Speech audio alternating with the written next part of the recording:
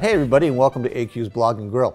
We're here today talking to Angela Onora, and Angela is joining us today. She's actually a newcomer from Nigeria to Canada, so we're just going to chat a little bit about that and find out what's going on because she has an interesting background we want to share. Hi Angela. Hi Alan. How are you?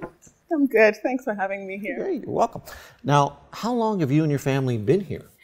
We've been here, next month it'll be a year.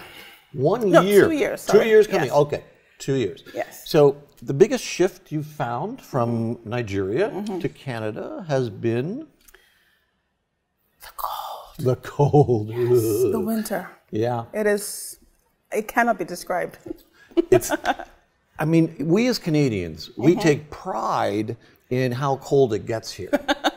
What's up with that? I mean, who cares? Like when it's minus 30, people are out and about having fun, and I'm thinking, oh, Canadians, just shut down. Yes. What's Shut wrong with you down. people? Yeah. Now you've 3 little boys.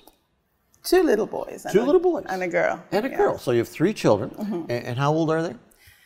The first one is 7. 7. The second is 6. 6. And the third is going to be 3 in 2 weeks. Excellent. Now, is that the little girl? Yes. The 3-year-old. Yes. Great. And what's her name? The full name is Onyagom, and it means who will speak for me, who will defend me. Yeah. Very good.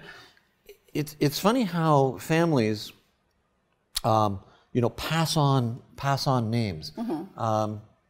My son is Robert McGregor, and the McGregor goes back to the original family in Scotland, and they were really good sheep stealers.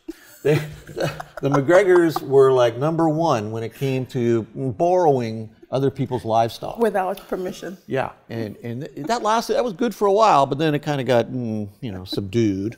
Okay. But we brought that name back into the family. Not that he's a sheep stealer. I don't think. I'm pretty sure he's You check often though. Oh, pretty much. Okay. Yeah, I keep him under surveillance. Okay.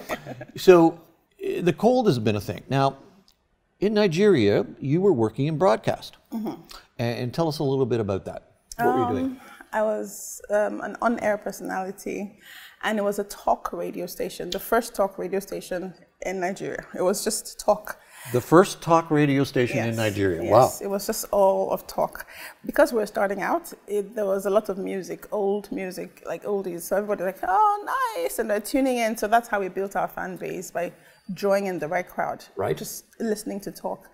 And I did a couple of shows. One was about women. It was called We Woman. Right. And it was everything to do with women. We first had an hour, and because it was hugely popular, Yes. my boss said, you know what, just have 90 minutes, just take the 90 minutes because you're going to need, because women just have so much to say. But it was amazing that most of my callers, like 90% of my callers were men.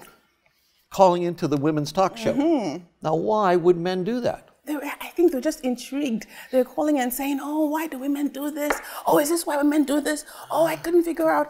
And we're talking about really serious issues. It wasn't a fun show per se. We try to keep it as fun as possible, but we're dealing with serious issues like rape and divorce and, domestic violence and all of that. So it was really hard topics to talk about, but we had to kind of do it in a calm, fun way. So I would make my guests take up nicknames. Oh. So I wouldn't refer to them as their names. Yeah, good. During the show, I'd call them their nicknames. Like you now, going with your socks, I would call you Lightning McAllen.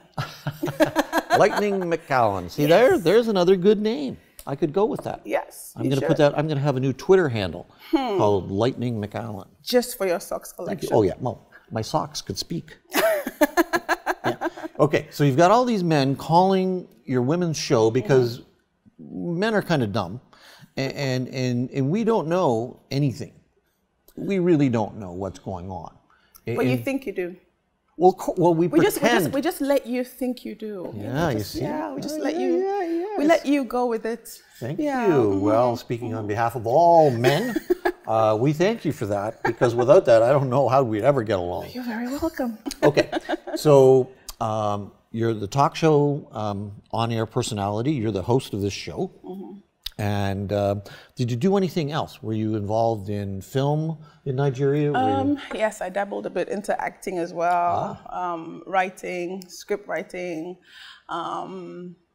I did anything broadcast media. I hosted television shows, hosted live shows. Just, I really like, the media industry. It's something that is, I think, I wasn't sure that I was born to do this until I got in front of a camera. Right. I was nervous as hell, but once I just sailed through the first rehearsal, I'm like, whoa. Felt the adrenaline. It was like, I was born to do this. I'm bad. I own this. I own this. Yes. Well, very good. So now we're in Canada. You've been here for 2 years. And have you got anything that you're looking at doing here? I know you've been thinking of a film idea. Yes. How's that going? I'm trying to work with either Conestoga College or the Commons Studio. Okay. Yes, because I submitted a film concept.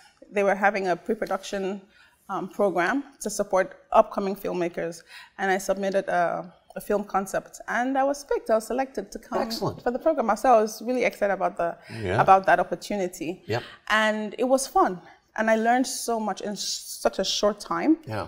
And I love the fact that there's just so much knowledge to be shared. Unlike, well, I wouldn't say unlike in Nigeria, not to bash the Nigerian economy, but it's just that you'd have to pay for most of these things. But here you have workshops upon workshops, free workshops, just to, they'd host workshops for learning how to man the camera. Okay. And then I could just go there and then learn how to man a camera. And that was good knowledge for me. That was very important information for me, because I need to learn every facet of my job to be able to do it well. Right. So the film concept is still there. We want to co-produce. Okay. It's a short film, and hopefully it will lead to production of the main film. Great.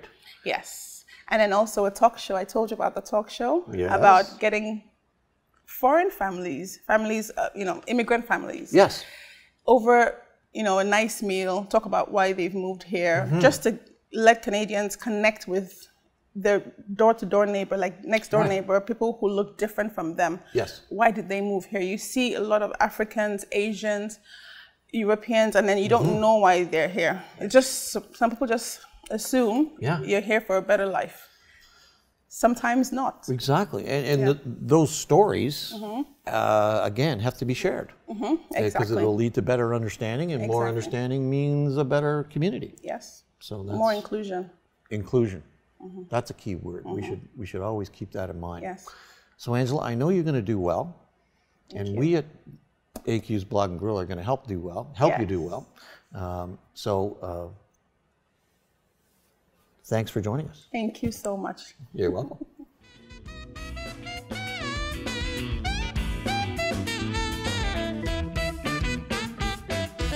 AQ's Blog and Grill.